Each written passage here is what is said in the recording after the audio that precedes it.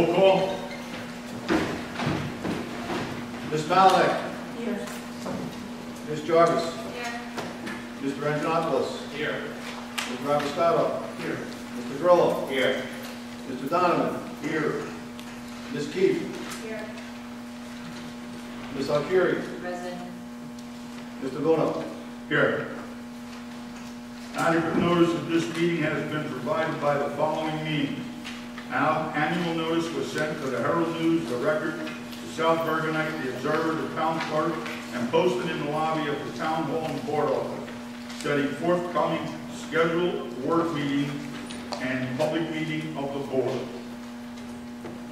Approval of minutes. I'd like to approve a motion to approve meetings 14, 1, and 2. So. Second? You need to separate 14 from 1 and 2. Separate. If you 14, That's then what I just asked. Okay. you All right, for 14, So moved. roll call. Ms. Malinick. 4. Ms. Jarvis. 4. Mr. Antonopoulos. 4. Mr. Rappiscato. abstain. Mr. Grillo. 4. Mr. Donovan. 4. Ms. Keefe. Ms. Alcieri. 4. Mr. Bono. 4.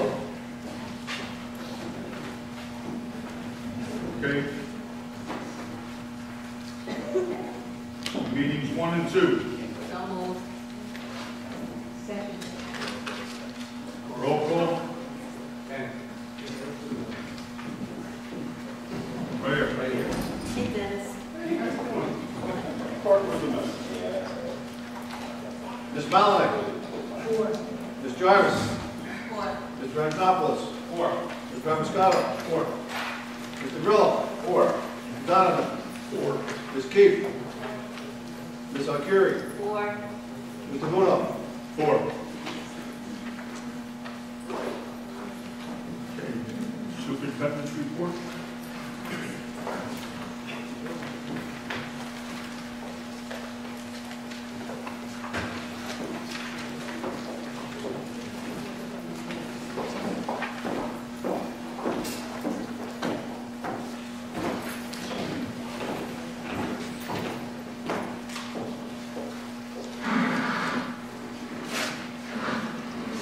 Good evening, and welcome to the February 2018 meeting of the Lyndhurst Board of Education. It is truly rewarding to see so many members of our community here tonight. Thank you for coming. For those of you who do not regularly attend our monthly meetings, you should know that in standard meetings, this is the time we reserve to celebrating the accomplishments of our faculty, our staff, our students, and our schools. And there's plenty to celebrate.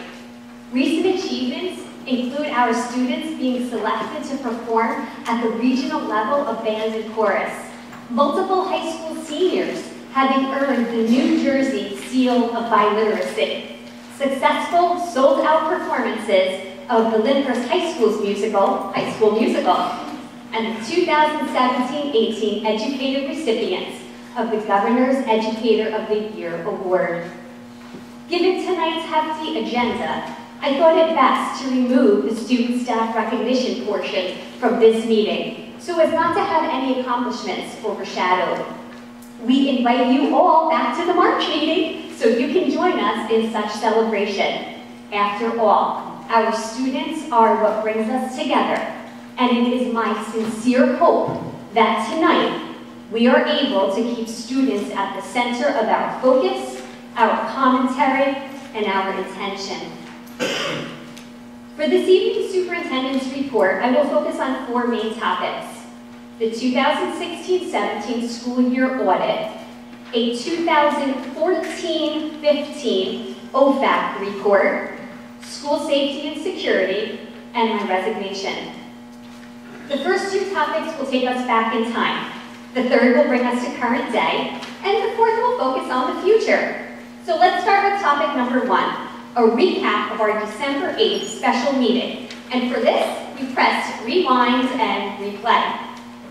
At the December 8th meeting, to a crowd of about 20 people, the board auditor and attorney thoroughly reviewed the 2016-17 audit findings. This highly comprehensive audit, which took place over a 2-month period, reported a district deficit of approximately $1.4 million.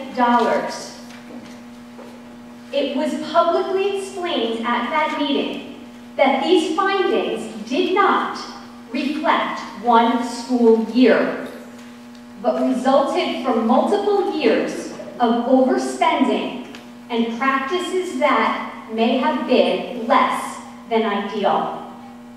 It was also explained that any practices less than ideal could no longer be tolerated in our district. If we want our district to be ideal, then the true financial condition of the district must be revealed, addressed, and corrected. A plan was immediately set in motion to attempt to resolve the situation in its entirety by the close of this current school year. The newly crafted spending plan was designed to continue to foster the achievements of our students, enable the maintenance of all current contractual obligations, and support the fast-paced momentum of our district's growth.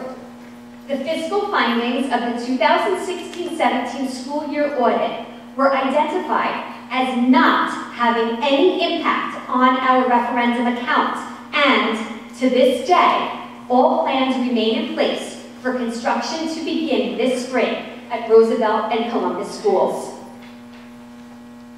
We proceed to our second topic by pressing fast forward and moving from December 8, 2017 to January 30th, 2018. Then we're going to hit rewind again all the way back to the 2014-15 school year. On January 30th, 2018, I received notification that the New Jersey Department of Education Office of Fiscal Accountability and Compliance, also known as OFAC, conducted a fiscal audit of federal funds dispersed by the Lyndhurst Board of Education for the period of July 1, 2014 through June 30th, 2015. The subject of this OFAC audit preceded the tenure of the current administration. I was not a central office administrator in 2014-15. Mr. Scott Bison was not the school business administrator in 2014-15. And the current board sitting before you was not the board in 2014-15. In the course of OFAC's audit, the district fully cooperated with OFAC's requests for documents and interviews. The board's counsel and auditor both reviewed OFAC's findings. As a result of the investigation, the board will be preparing and submitting a corrective action plan to OFAC.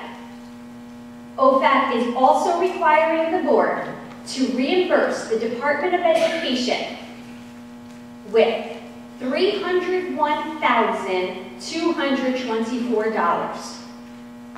The board is working with the Department of Education, so the reimbursement has a minimum impact on the district's taxpayers as well as the delivery of instruction and services. A copy of the audit and the board's corrective action plan will be posted on our website. The audit itself will be posted within 24 hours of this meeting, and the corrective action plan will be posted upon completion. The OFAC report may suggest that money was not accounted for properly in 2014-15, but it does not conclude or claim that any funds were not used for students or our programs. And now we propel forward. From reports dating back to 2014-15 to current day, and the horrific events making headlines in our newspapers, on our websites, and on our social media feeds.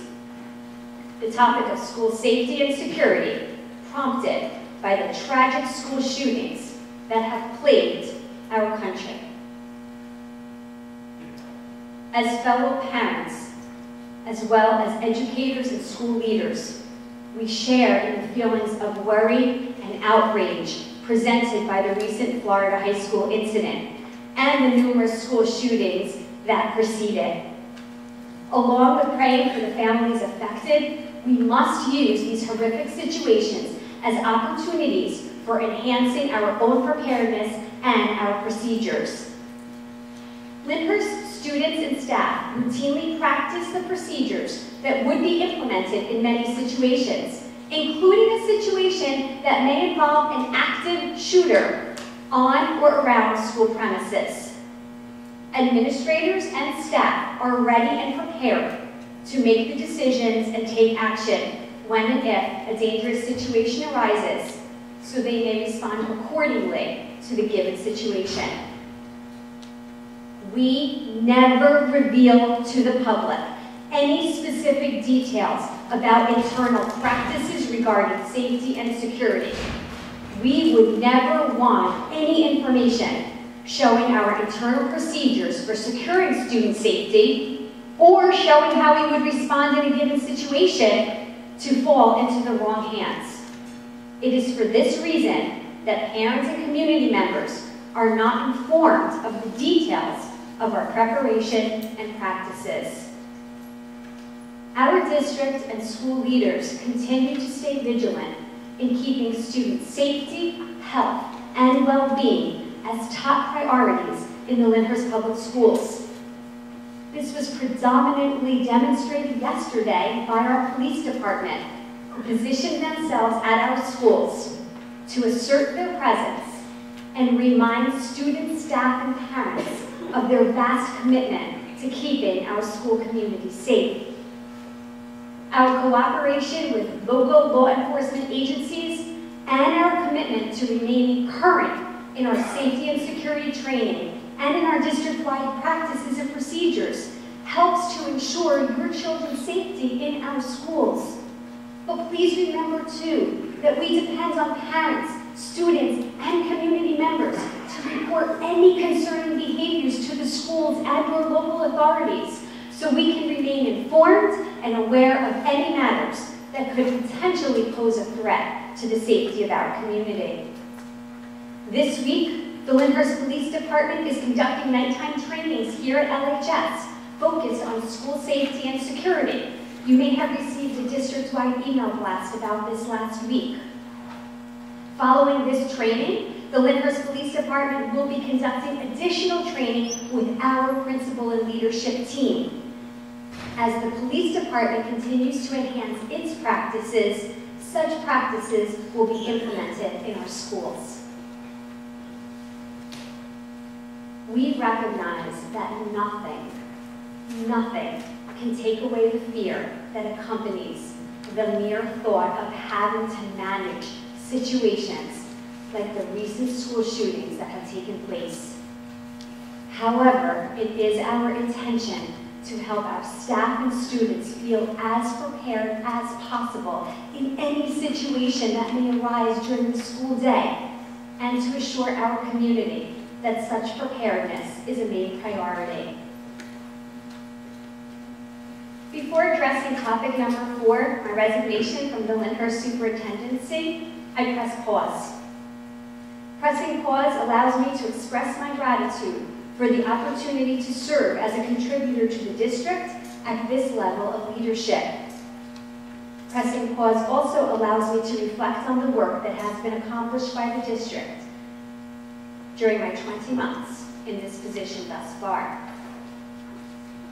A $19.8 million referendum was passed, which will renovate our schools, return to neighborhood districting, limit the number of schools through which students travel on their journey to graduation, and provide learning environments and amenities that foster effective instruction, learning, and achievement. A district improvement plan that was state mandated as a result of the district's performance in the 2014-15 school year resulted in revised curricula, enhanced instruction, and increased student performance, including but not limited to identifying Lyndhurst as an AP honor roll district. We have expanded our special education offerings, allowing more students to be educated here at home in our schools, as opposed to traveling far distances to out-of-district placements. 3 associations were working out of contract, one for more than a year at the start of my tenure. They all had their contracts negotiated and settled. Finally, changes within our business office, some precipitated by changes in law and some by changes in personnel, have resulted in clear reporting to the public and have also set the stage for the continuation of healthy business practices moving forward. We once again pressed play, and in doing so, we discover that the foundation has been dug and the groundwork set. In many cases, the building has literally begun or is just about to begin, and this district remains bound for greatness. I urge the board to use this time of transition in leadership as an opportunity to clearly identify its goals for the next 1, 2, 3, 5 years. Join in unity to paint a picture of the district they want to see by determining their specific fiscal, educational, and facility goals. And be sure to include the community in its decision-making as often as possible. Not just the community members native to Lyndhurst, but those who have come to Lyndhurst. Those who, out of all the communities available, have sought to now make Lyndhurst their hometown, or to make Lyndhurst schools the place in which they choose to work. Once established, the perfect successor to the superintendency can be selected. And once in place, the board will need to commit to this leader that he or she will be trusted and supported while doing his or her work, and the board will focus on the work that falls under their collective responsibility. Freedom is the cornerstone of our rights as Americans. I will not use this space or my freedom to contest the comments made by many who have chosen to exercise their freedom to speculate on the reasoning behind my decision to resign at the close of this school year. Instead, I will exercise my freedom to limit my disclosure at this time. It is my sincere hope that those who have been witness to the 12+ years I have dedicated to this district will consider the contributions I have made, the commitments I have displayed, and the sacrifices I have surrendered, especially to my family, in support of our schools and our students. It is also my hope that these same people have witnessed that my leadership style is one founded on professionalism, fairness, and progressive movement in students' best interests. Any situation absent of even one of these elements leads me to doing injustice to myself, my certificate, and the community I have been hired to serve. A great deal of my time in central office has been spent rolling up a metaphorical rug, carrying it out to the trash, and sweeping up the residue. At this time, much of the debris uncovered and cleaned remains on me. And in this position of leadership, I accept that. At the close of the year, however, I look forward to brushing myself off and moving on in my professional journey, knowing I left this district even the smallest bit cleaner and brighter. This brings us to press stop on this month's superintendent's report. We will now proceed to the next portion of tonight's agenda, but I sincerely thank you for your time, your attention, and your interest in the Lyndhurst Public Schools.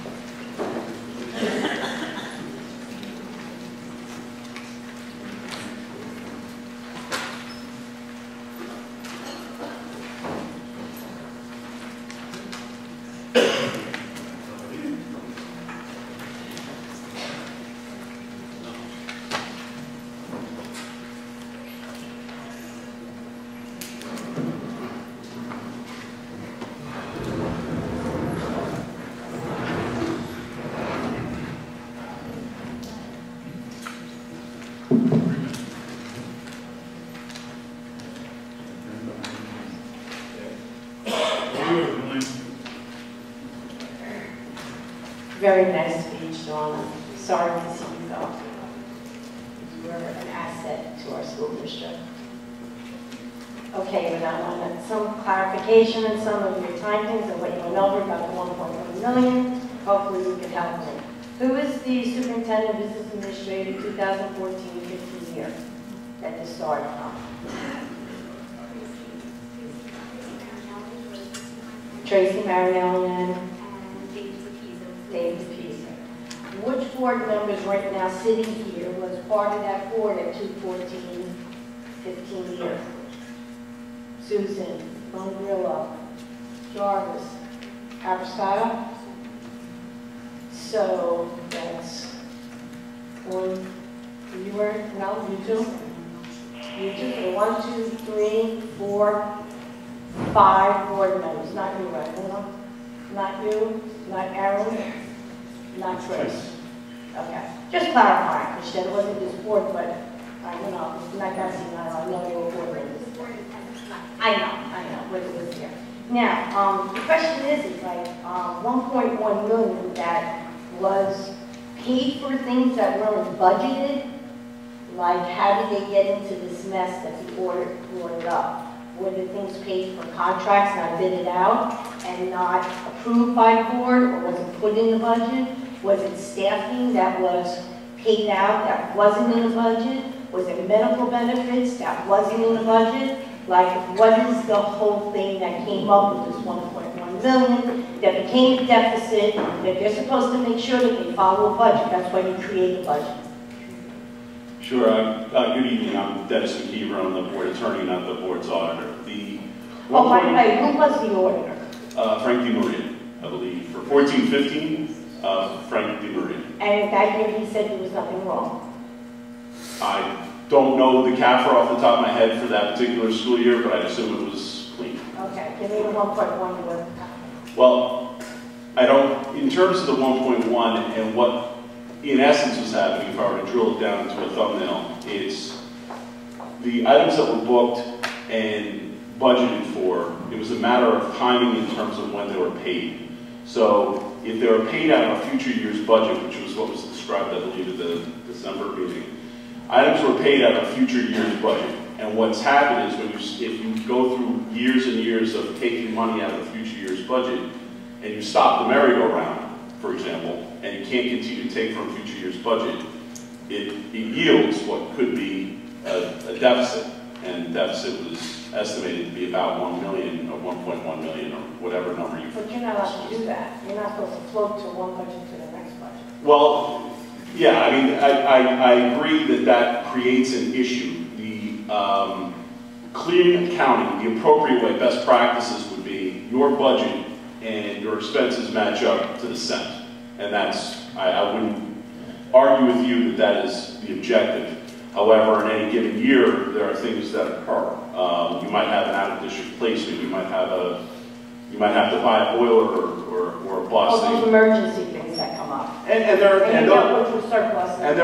are funds for those. And I'm with you. An out-of-district placement is probably a good one because you don't necessarily have a funding source for that. But those issues come. Now, is it best practices? I'm not going to say it's one way. I'm not an accountant. I'm not the auditor. What I can say is, in essence, what was described at the December meeting was a situation where the merry-go-round stopped, and we decided now we're going to make sure that at the end of every year, the reconciliation is exactly what's budgeted, is exactly what's expected. And who is accountable to hold your superintendent and business administrator that they are doing what they're supposed to be doing within the law? Well, there's a number of different entities that would do that.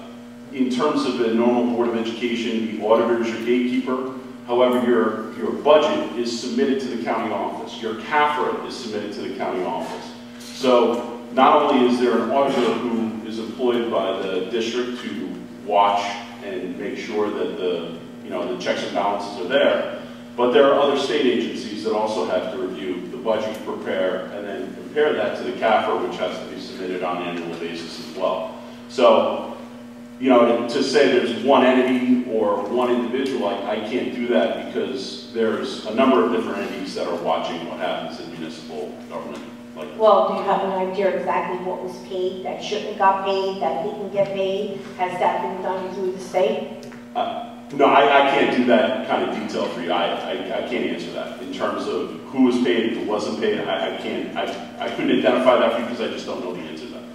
Well, there has to be some place where if you're paying something out of the budget, that somewhere is going to be deficit within the budget, and they keep transferring from one line item to another line item, which transfers are not supposed to happen until April. I don't care about the 10% because your line items are supposed to be exactly the way they are done. They're not supposed to go over, because by law, the superintendent has to make sure their never line is in the red. So how do they get away with not having any lines in the red? That's a fair question. In terms of how do you, well, it's a matter of when you would book a particular liability. It comes down to timing, really, more than anything else. Yeah, timing, but we got up to 1.1, and I remember when I got on board in 1994, it was 1.5 million fiasco, and like here we are once again in the news that Lyndhurst can't do their accountability of watching their money of 1.1 million and 400,000. Scott could answer your question for you. There you Go ahead. Concerning the 10% transfer reward, I'll pick up louder. Concerning the 10% transfer rule that goes on, once you do your transfers and you go above 10%, you need county approval. That was not done. And how many line items in your school budget? I know as a board member, you inflate every line a certain percent, and so you know in a special ed line you can take out so much, and that line you can take out so much. I didn't design that budget, so I can't answer that. Well, that's how they probably were paying something else and not paying exactly what was in the budget. Very bad accounting practices. I can't answer that question. I wasn't here. So. All right, I understand, but did you come up with some of this and saw this as the new business administrator? Have I made the corrections going forward? No, the corrections going forward, but did you know that that was happening when you first came, or it was all brought to your light by the auditors who actually went through No, as the I budget? started, I got the first inclination from the superintendent that something wasn't right. So as I came on board, the more I dug, the more I found out. It's like peeling back that onion, and the more you peel, the more you find. So I finally got to the bottom. And the bottom was $1.2 million deficit for funds that weren't budgeted for. Very good. Now, I understand that you haven't paid a lot of people yet. Now, when you have to make up this money for 1.1 million as a board, what are you going to do? Because I would not like to see it impact the children. So how are you going to make up this 1.1 million that you're in deficit without using surplus, or how are you going to do this? So, Elaine, just to let you know, at the December meeting, we were very clear on what we were putting forward. We have already presented a plan to the county, and that plan, as stated in the public statement that went out at the December meeting, made sure that we were not taking away any programs or changing instruction from students. We were maintaining all our current contractual obligations to faculty and staff, so in other words, we were not doing any type of reductions in force at that time.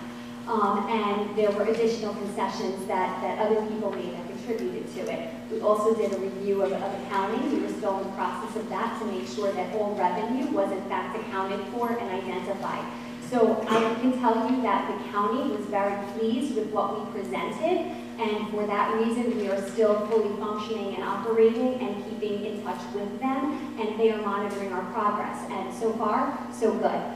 Kudos to Mr. Bisick for the amount of work that he's done, and kudos to him also for coming in here with a fresh set of eyes. Besides some limited corporate experience that I had, I couldn't fully make heads or tails of what I was seeing when things started coming into my office in the summer, when we knew we were going to have a changeover in the business office, but some things just didn't seem right. And I was able to at least point out to him what didn't seem right, and he was able to work with the auditor and then with the guidance of the attorney to be able to start making heads or tails. And a lot of the questions that you have, Elaine, are honestly the same questions we have. And this has been ongoing since literally July. And I have resorted to the fact that because it was so long ago and it was such repeated practices, chances are those specific questions are not going to be answered. Those are defined with the general practices. And as Mr. McKeever indicated, it needed to stop.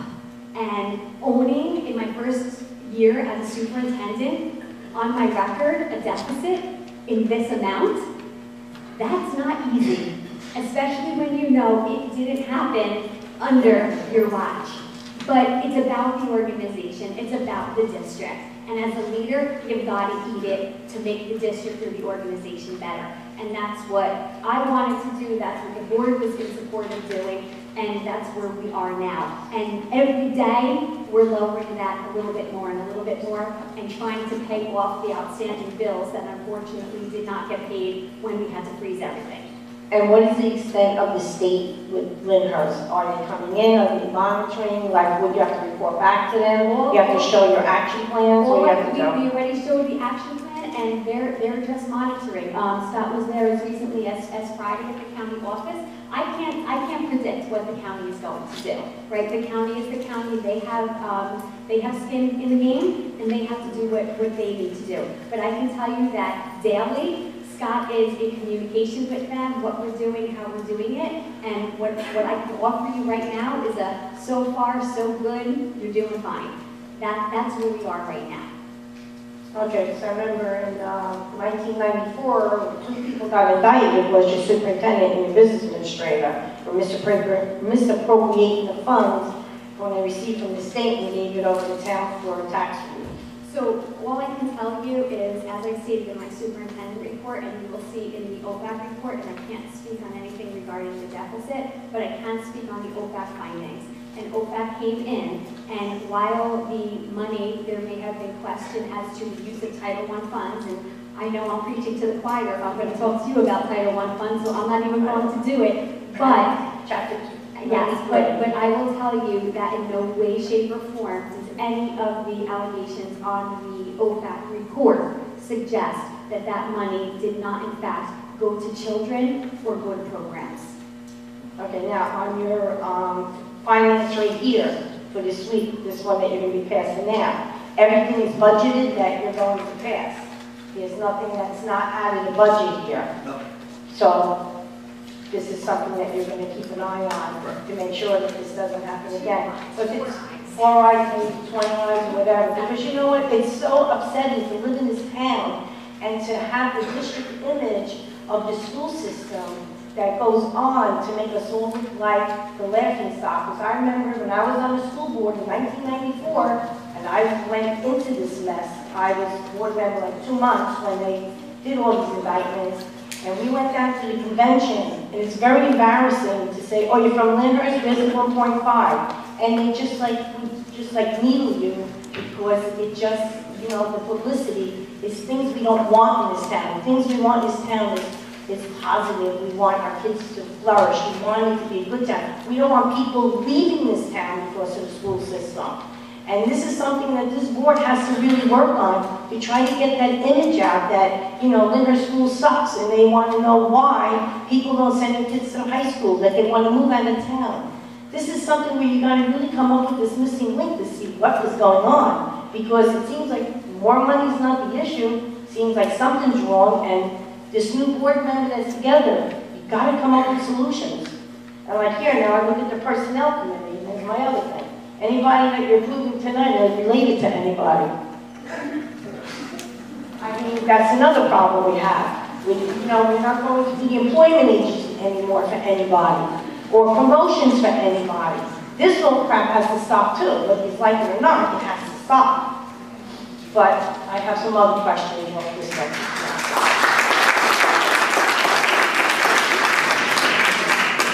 Okay, one of the questions that I want to follow up on, before and after school program that you're doing with the town, how much has the town paid you so far for using the buildings and the drivers and whatever that they were going to pay for this before and after school program?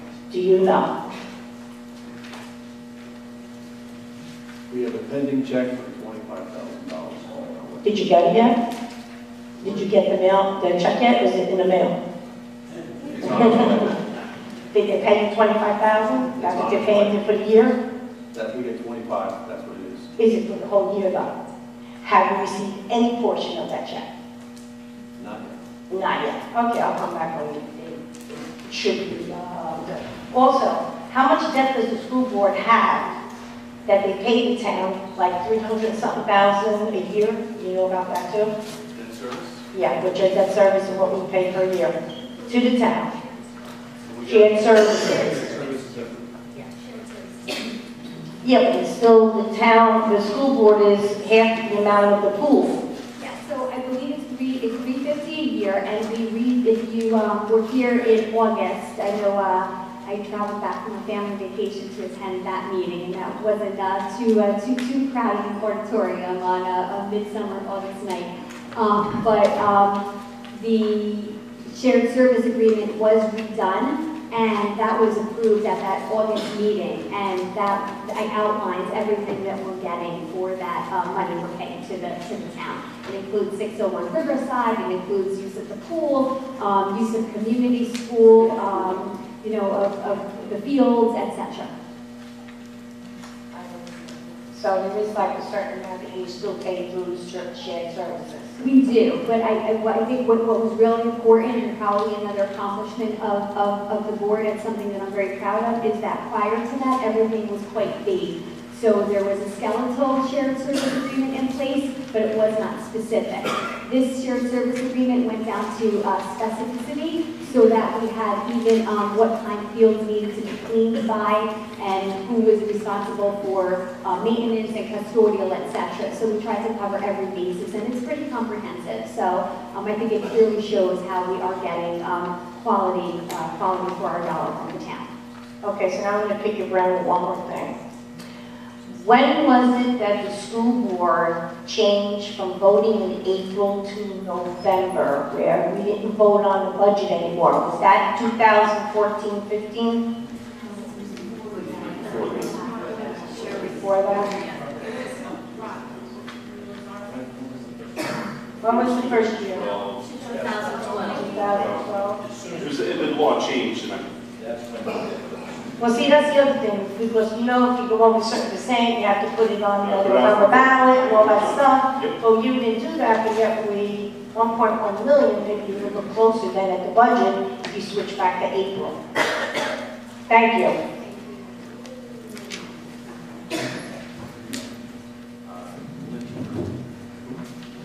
Lynn? Okay. Michelle?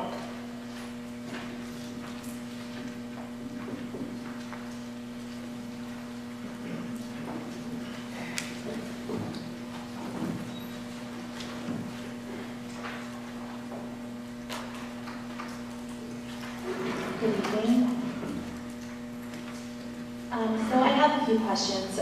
First of all, Mr. Marco, I'm very sad and disheartened to see you go. I feel you were cream of the crop with your leadership skills and had a great vision for our district. So I'm very sorry.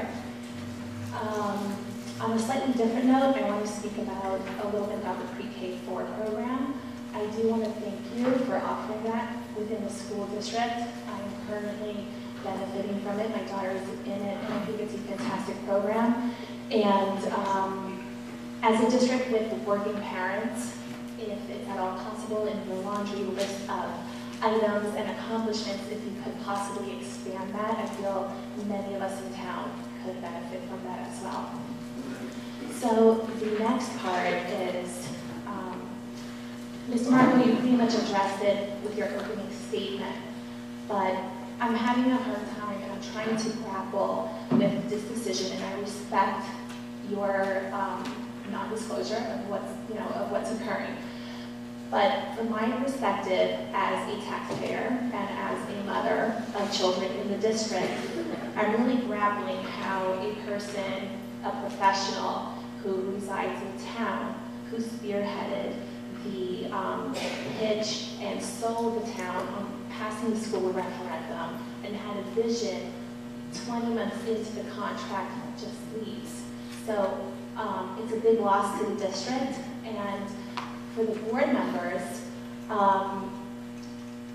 it's just very difficult to understand what is happening with this transition. Within the last 5 years, we've had 2 different superintendents, okay, who left for different reasons. And now we have a big project at hand, and who exactly is going to be behind that big project? Who has next vision for our kids and our future? And that's something that I would like to ask. Essentially, how do you plan on filling this vacancy? Is it going to be with an interim, or are you hiring a firm for vetting purposes? So, because I really want someone with a vision, especially when there seems to be high stakes in the next couple of years with building this program. So,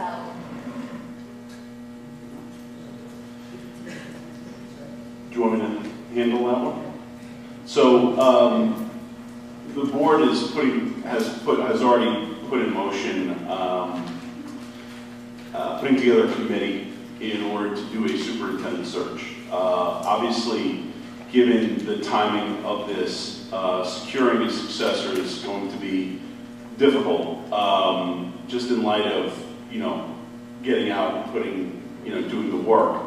The committee is committed to having community involvement, and I think later on in tonight's agenda, you'll learn that there will be 2 things that are going to happen quite rapidly. There will be an online survey that will be emailed out to all of the community to give feedback and what they'd like to see in a superintendent. That's Wednesday. Tomorrow the survey is going out. And then a week from tomorrow, if I have my date correct, March 7th, there will be a community meeting, open forum with the committee, and community members will be welcome to come and to share their thoughts and concerns and what their interests are and what they'd like to see in a successor. So this is happening quite quickly. Tomorrow the survey will be available. And 1 week from tomorrow, March 7th, if my date book is correct, March 7th, there will be a community meeting. It will not be it's going to be where? Multimedia Center here. At 7:30, thank you everybody. 7:30, Multimedia Center here. It will not be a board meeting. We're not going to be public. There will not be a quorum of board members. The committee that's going to be responsible for doing the search will be there to meet and listen to the community with respect to their opinions on this. I will help to administer the meeting and keep it so that we get feedback that we can utilize in preparing the advertisement. Because one of the critical pieces is putting out an advertisement for a permanent that reflects the interests of the community and of the Board of Education.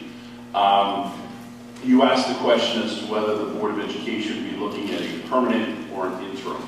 The Board of Education is committed to having a permanent. However, the Board of Education is also understanding that when you're going to put an ad out in the not-so-distant future applicants typically in the state of New Jersey, if they're working in public education, they do have their own 60-day clauses with their current employers. So we're keeping all of our options open with respect to who the successor will be. However, the committee has indicated their dedication to having a permanent fill the position as soon as possible. okay, thank you. Oh, And- New business has the outline of all that we should go over that. So if you want to look at the agenda, I will. new business. Okay, great, Both thank you. dates and the times and the committees there. Sure. Okay, so then I will look forward to that community meeting, and I really hope that you do try and include all stakeholders, such as parents and students and staff, during your selection process. Okay, and for the record, I would like to be part of that if you have any. We'll leave that really You're there. welcome to attend, I think. I think I speak for the committee when I say you're all welcome. Thank you. Thank you for your question. Frank? Mr. Marco, very sorry to see you go. Thank you for everything you've done for the district. Frank, just pull the microphone out.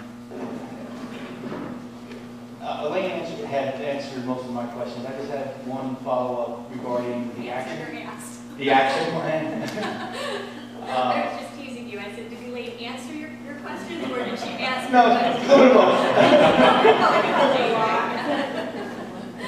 regards to the action plan on the 1.4 million, is there a, does it speak toward how long it's going to take to get out from underneath what the deficit and have a balanced budget? So I'll throw in my 2 cents and then throw it to Scott so you get 4 cents out of this.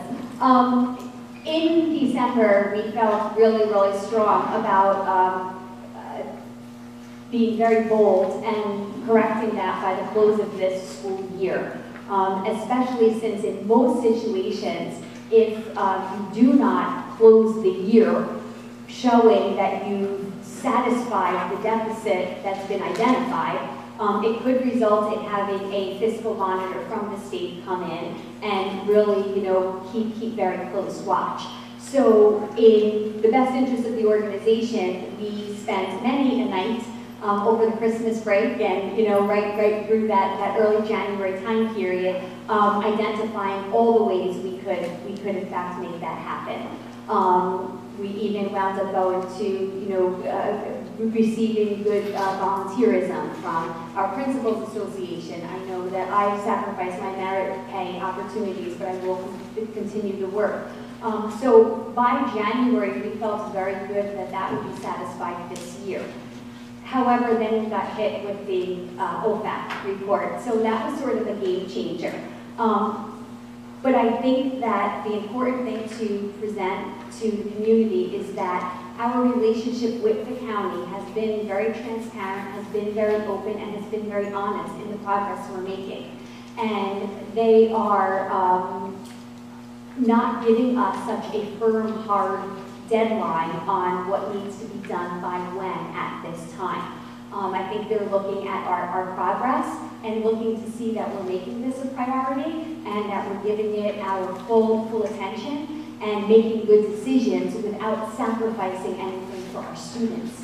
So I feel really good about that continuing, and whether or not they're going to turn around and give us a hard, firm timeline, I can't say that's not going to happen. I can only speak about what's in the present day, and the present day is much more of a routine monitoring as opposed to saying you must do this or else.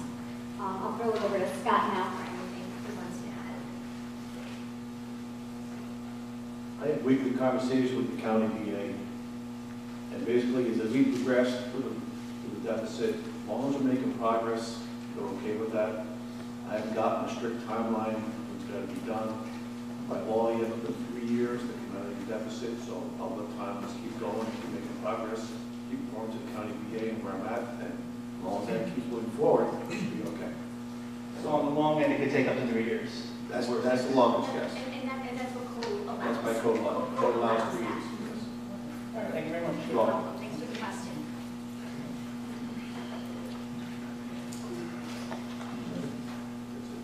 That's it. Last one for deadline. Is there someone else signed in? No, that's it. That's it. Did you hear that? Then she didn't sign the law. Are you non-agenda? Or agenda items? Nothing about that agenda anymore, John. Okay. Well, part of that is. That'll be the next board I'll meeting. let you decide. My 2 questions. One is about what we're doing for the schools, and the other one is the new building we're building, something I want to add to. Okay, that'll be in the next section. The new building we can't help with. That's the town. And that's to do with putting cold floors in the school. That's the township. Oh. Okay. Okay, Finance Committee, Chris? Any board member who takes, any board member who takes exception to any of the following actions on the category of finance, facilities, and district planning committee may so indicate now in a separate motion for each of the exception actions to be entertained. Hearing none, I make a motion to adopt items 1 through 19.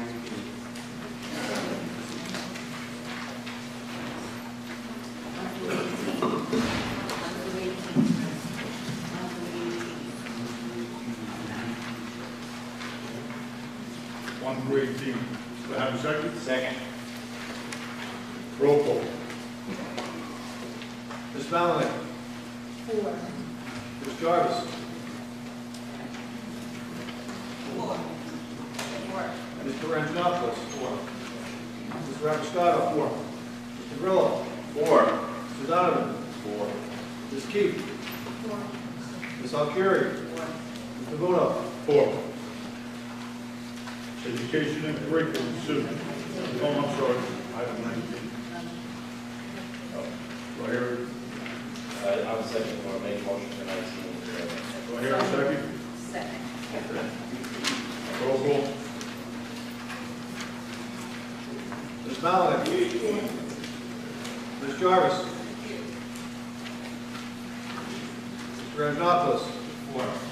Mr. Rappiscato. 4. Mr. Grillo. 4. Mr. Donovan. 4. Ms. Keefe. Ms. Alcieri. 4. Mr. Vuno. 4. Education and curriculum, Sue. I just want to say before I read my items involved, there was a high school musical that was performed here last weekend and last week, and it was an absolutely magnificent show.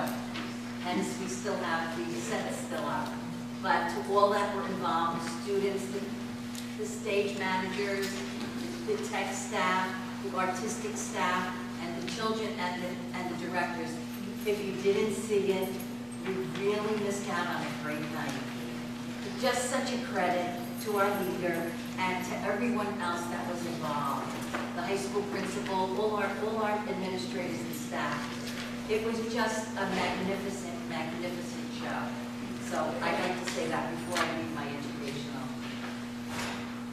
Any board member who takes exception to any of the following listed actions under the category of Education and Curriculum Committee may so indicate now, and a separate motion for each of the accepted actions will be entertained. Hearing none, I make a motion that 1, 2, 3 be accepted.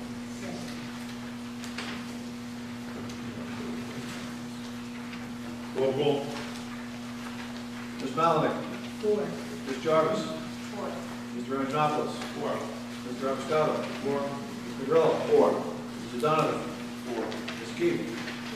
Ms. Alcieri. 4. Mr. Vuno. 4. Policies and rules and regulations, Mr. Rappiscato.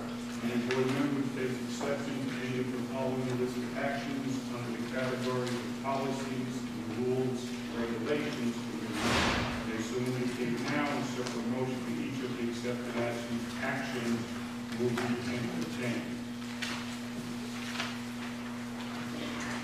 Hearing none, I make a motion that items 1 through 5 be approved. Second. Roll call.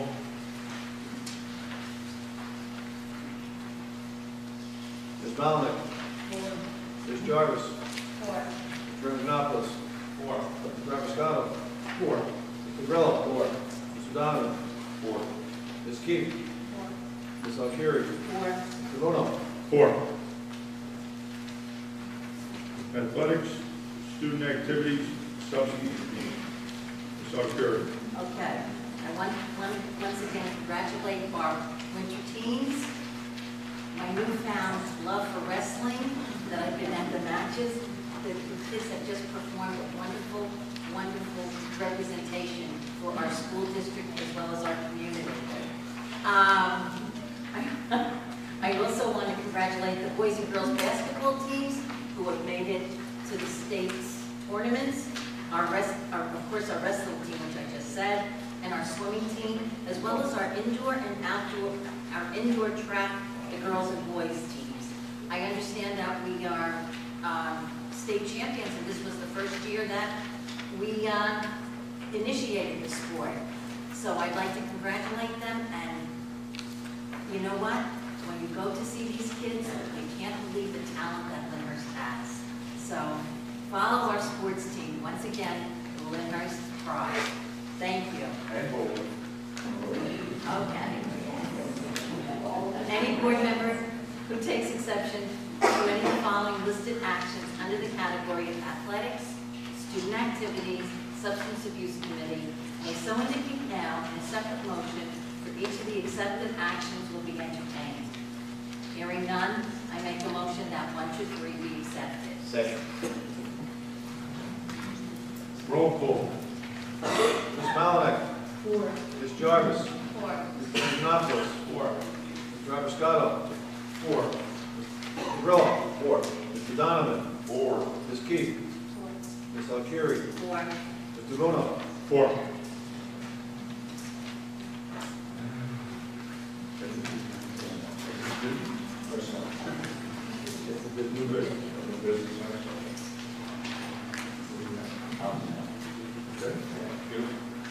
Any board member who takes exception to any of the following listed actions under the category of new business may so indicate now, and a separate motion for each of the executive actions will be entertained. Hearing none, I move that 1 through 6 be adopted. Second. Roll call. Ms. Malinick. 4. Ms. Jarvis. 4. Mr. Anjanopoulos. 4. Mr. Abiscato. 4. Mr. Grillo. 4. Mr. Donovan. 4. Ms. Keefe. 4. Ms. Alcieri. 4. Mr. Luna. 4.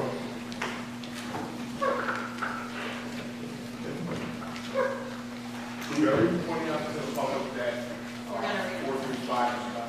Yeah, I said that.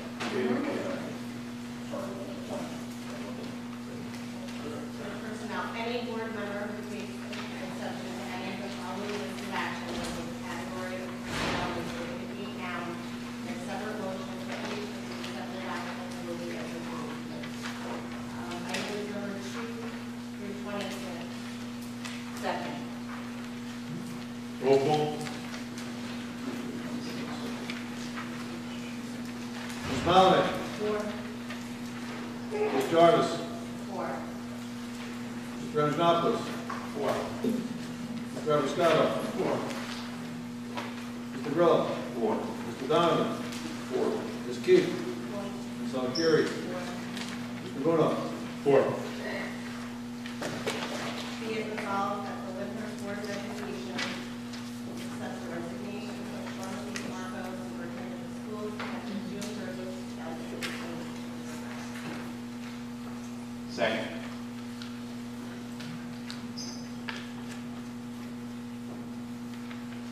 Roll call. Ms. Malinick. Ms. Jarvis. Mr. Anjanopoulos. Against. Mr. Abiscato. 4 would be great. Mr. Grillo. We are losing a great leader, a great superintendent. I'll say 4. Mr. Donovan. I gotta say this, and I apologize because this goes back, and I'm gonna use your line. I'm gonna push rewind back to the fall of 2016. And there was football games going on in pouring rain, and there was our superintendent underneath that tent with all pictures of what's going to be done with the referendum.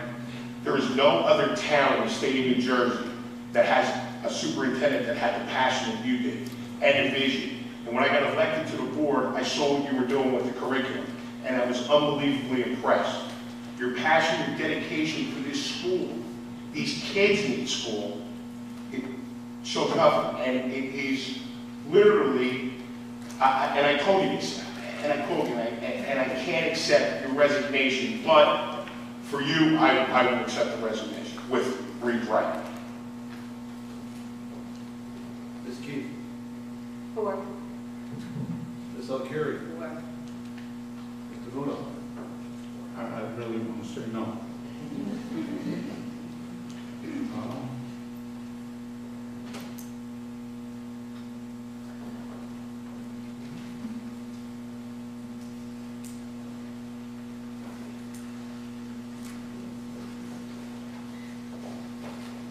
You've been unbelievable.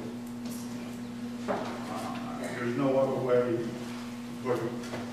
And this system is losing the best thing that has happened to it in many, many years. I really want to say no. I didn't want to sign that thing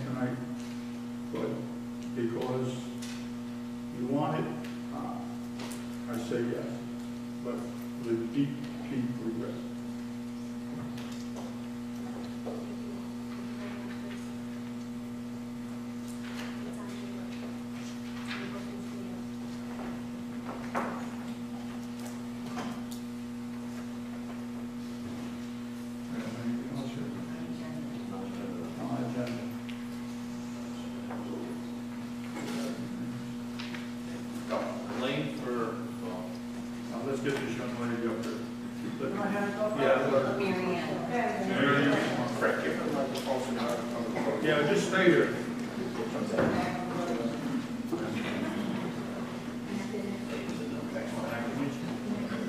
I'm sorry to rain on presenting parade, but what I have to say has to do with some training in case of emergency. I noticed how certain people, when that noise in the back, jump. Susan, you look like you were jumping out of your skin then when you heard that noise in the back.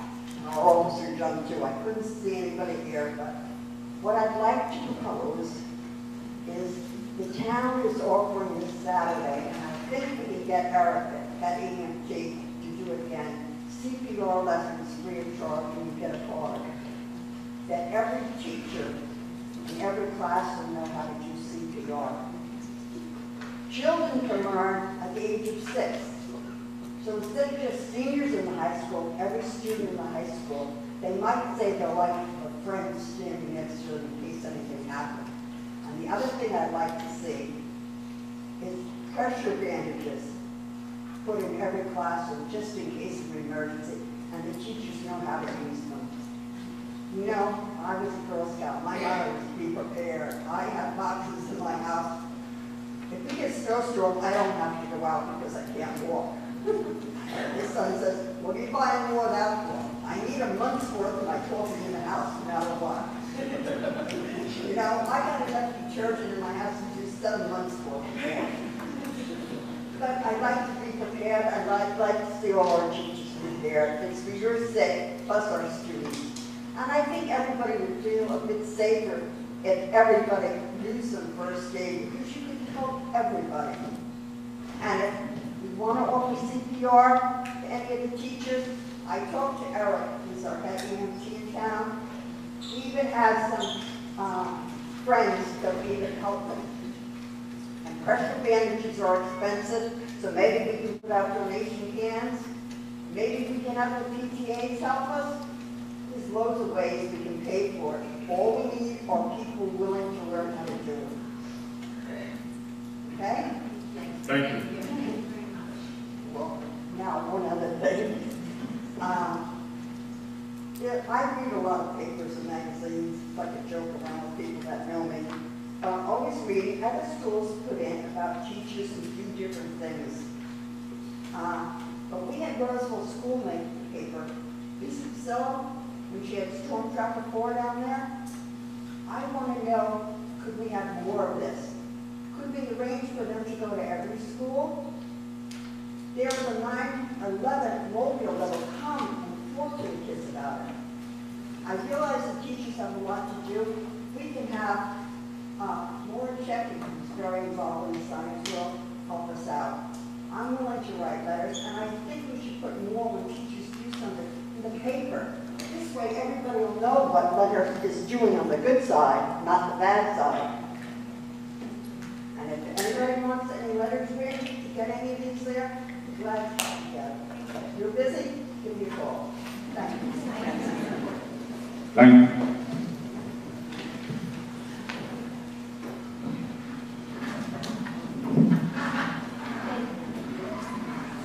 A few things I'd like to bring to your attention. How come the school board doesn't put the agenda of the school board's meeting on their website like the town does, even though you're supposed to get it a few days ahead of time, within 48 hours of the meeting? I know it's subject to change, but you think you could do that? Actually put your agenda on your website like the town does. Because you don't do it now, like the actual agenda. It's a thing you should do. It's more communication, more for the people to see, and blah, blah, blah, blah. It's on the website. It's on the website in the Board of Education tab. Yeah, but when they go on, it only gives you the date. It doesn't give you the attachment.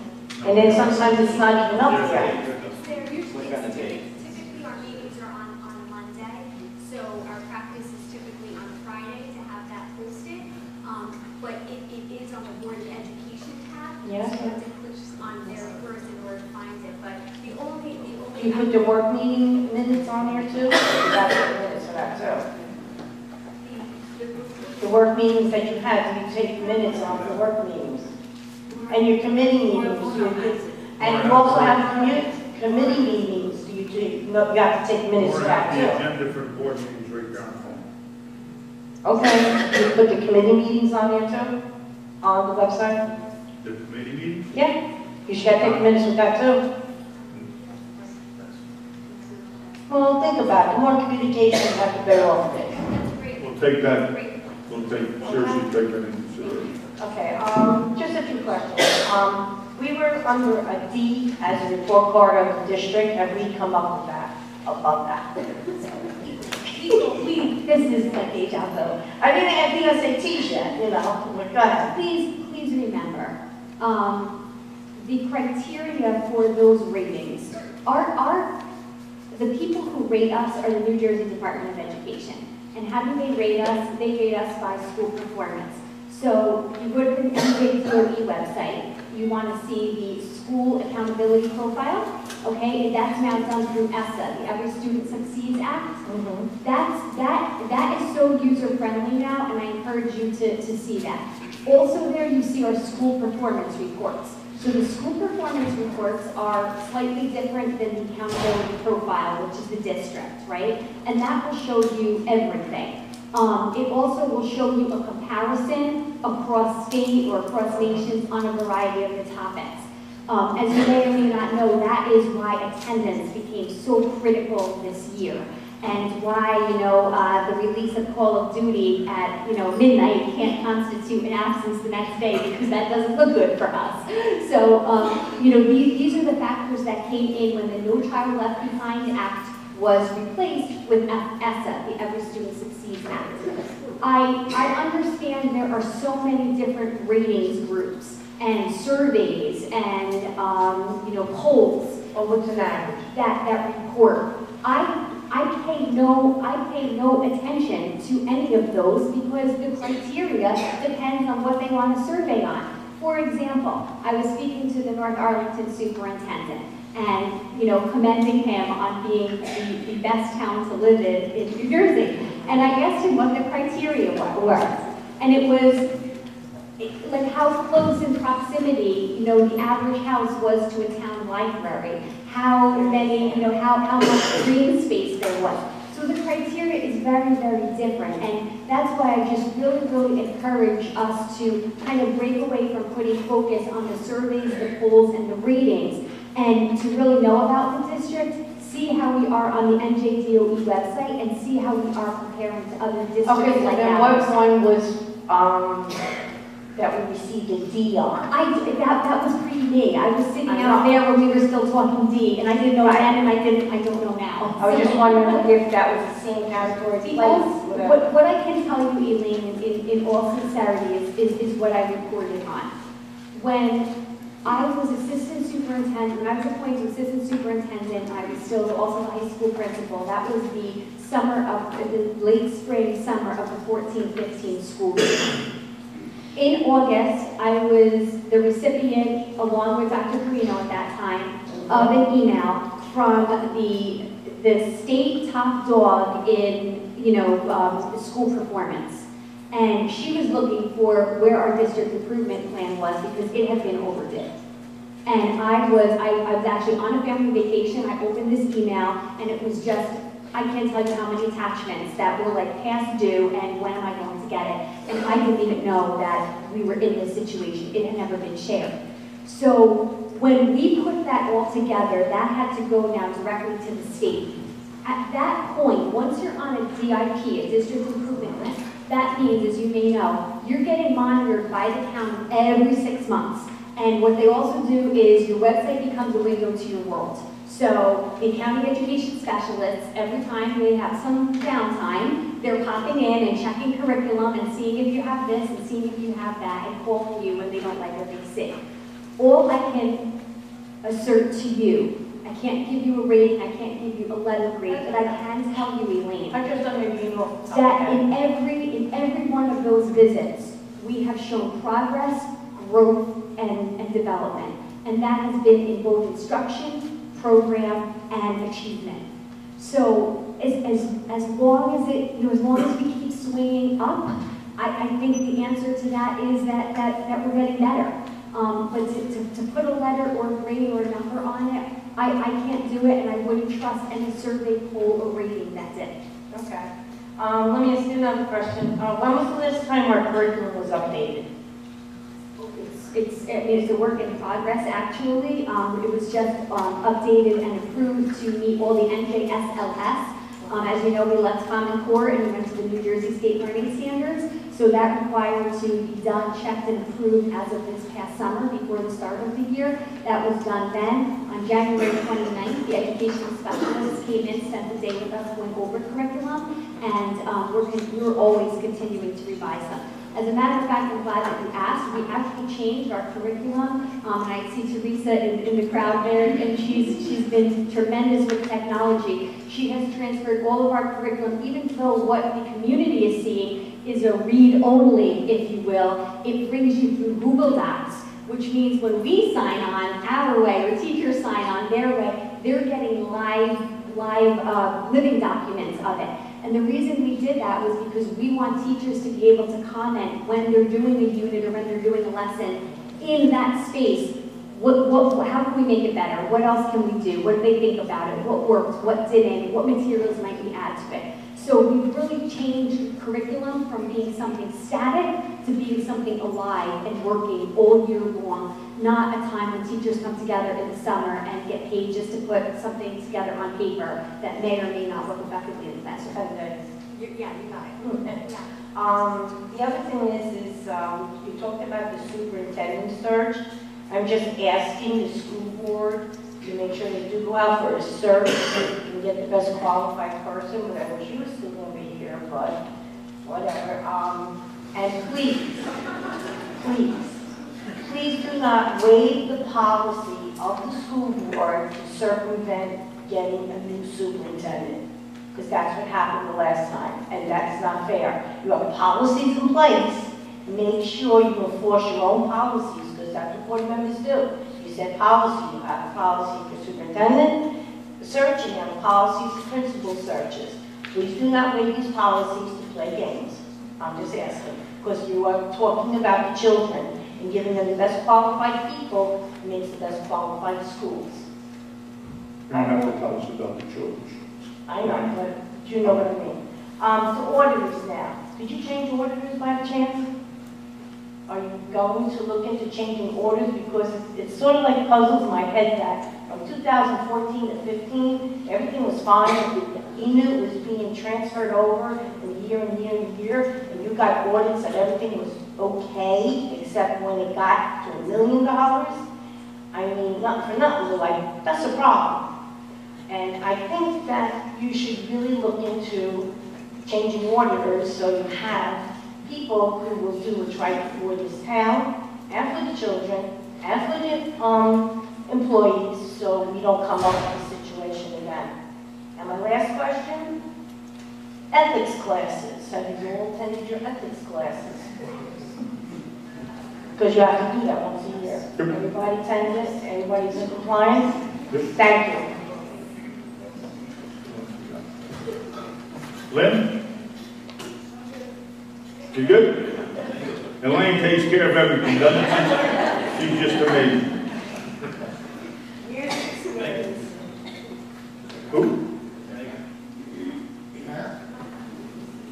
Is that him? Did you sign up here? No. Okay. You got 3 minutes. Okay. 2 My name minutes. is Manis Opal, and my question or comment is about the camera you have for recording the session. Now, the camera is obsolete. I go online, view your video sometimes, and it's in low definition. Why don't you upgrade to high definition or ultra high definition now? There's the gentleman right over there. You can actually donate your camera and you can use it up there. Right. You want to donate your There's a camera? camera guy here. My camera is a pretty cheap camera. I mean, you guys are $1 million deficient and you can afford something big. That's why we're using that camera. Of course, branded, high definition 4K cameras, $1,000, $50,000. When we get out of the $1.2 million, we'll look into a high def camera. Well, I promise you. Unless you want to donate one. Well, Not me, but it's not a fundraiser. Well, there you go, start one, we'll put a high cap up there. If you are putting it up anyways, I just give a better one. We will when we get out of the 1.5 million, 1.4 million. And the other question going around, Yeah. a big issue going around, which is being discussed about this town, is the problem of nepotism out there. Is that regarded as one of the reasons behind the depiction? Absolutely. Negatory. I mean, nobody's being favored in getting jobs or pay raises because they're related to somebody powerful in town. Are contracts being given out to people who are politically more powerful in town? No. Without any bids? No. Are all contracts given after bids? Yes, I could turn you over to our business administrator. He could tell you the process that happens in order to get on the bid list. Okay?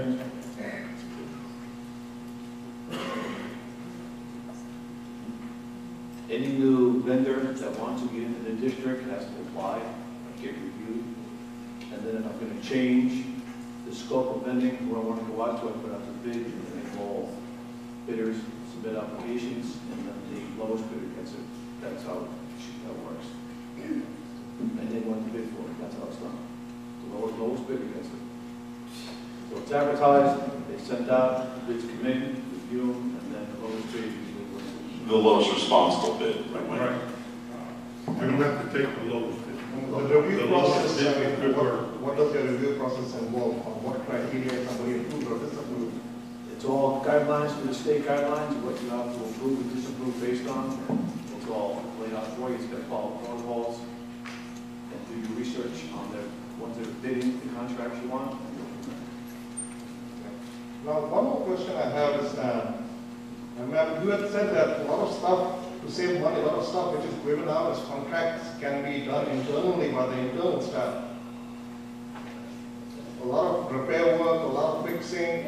So if you were at our meeting in the summer, We actually, after reviewing the finances of the district and realizing that we had to be a little more self-sufficient in our smaller repairs, the board supported the hiring of 2 highly skilled maintenance workers, and that has vastly decreased our dependency on outside vendors and has allowed us to not only become more self-sufficient in making repairs and doing even projects, but also allowed us to get those done with flexible work schedules for such people. So, for example, when work has to be done in a classroom and we can't do it with students there, they will then come in after hours to get the work done. If we were doing that with a vendor, we'd typically be paid some type of overtime. So, yeah, they have been critical to our self-sustainability.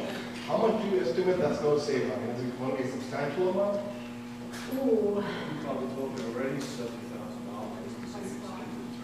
$70,000? And you just started that effort. So is it possible you can expand upon this effort and save us some more? That's the goal, yes. Well, thank you, everybody. Thank you for your questions. Megan? I'm good, thanks. Megan? Been answered. Jerry?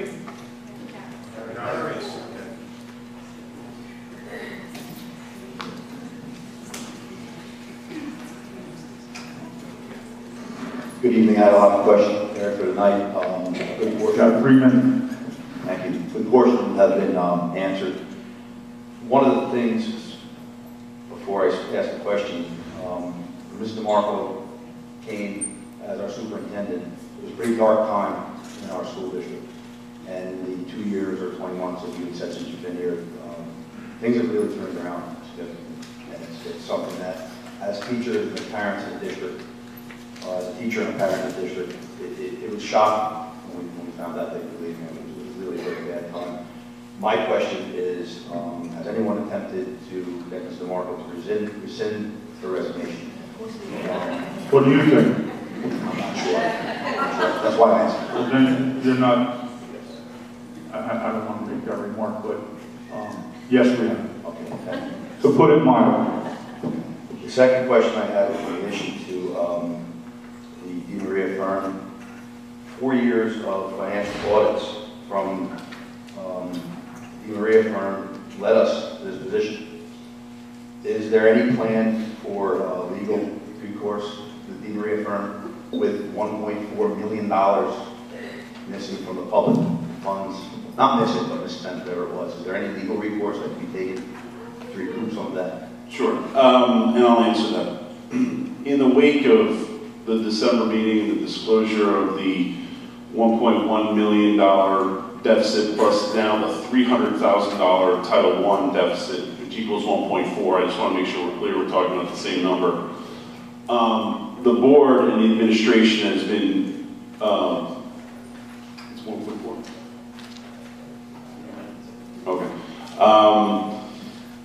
The board's focus, or at least the administration's focus, has been on ensuring compliance and responding to the county office, preserving programs and preserving things for the students. I think there's going to be a time for review and determining if there are options or whether or not that any options might be valuable. It would be disingenuous for me to say otherwise. However, given the fact that the board is now internalizing and having to contend with this dramatic deficit, the focus, I think, in speaking on behalf of the administration, has been on determining what remedies we have in terms of what the state of New Jersey and the Department of Ed will say to us, preserving our programs for the students and preserving the staff members and everybody's position here. That has been the focus. There will be a time and a place for that kind of review, but at this time, I just wanted you to know where the administration's focus has been. Okay, thank you. Thank you very much for your time. Thank you, Darren.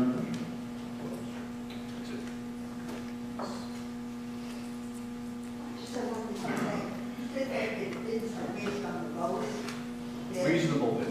Reasonable bid. We don't have to take the lowest bid unless we think it's... Right. Okay, thank you. Exactly correct. We take the best, exactly. Thank you. Okay. Okay.